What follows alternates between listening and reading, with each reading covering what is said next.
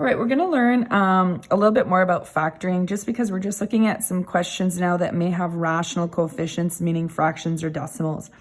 So when we're working with fractions, we want to factor out the fraction that would clear the fraction in the remaining part.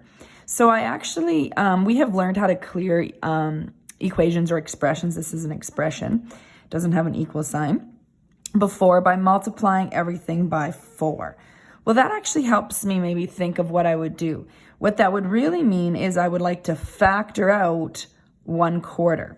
And we'll look at why when we write this down. So if I factor out 1/4 and I open up my brackets, that would leave this as just x squared.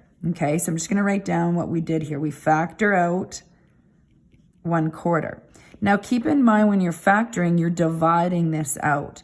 So now if you're dividing by 1/4, dividing with a fraction, remember you multiply by the reciprocal. So you're really going to multiply that equation by 4, which is why when we clear fractions, we would do that. So if I multiply this by 4, that clears that off, which is why this was x squared.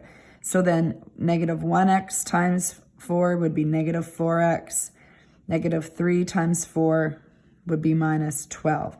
If you're not sure, let's check that. 1/4 times x is 1/4 x squared. 1/4 times 4, the 4's would cancel and you'd have minus x.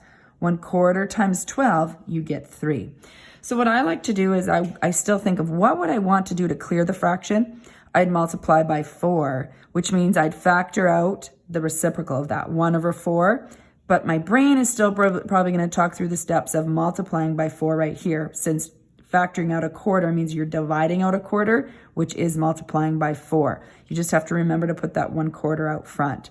Now, we need to factor this further if it does, which it does. So the 1/4 is just your greatest common factor type placement. And you're going to put in here factors. Two numbers are multiplied to negative 12 and add to negative 4. So you're going to think that through.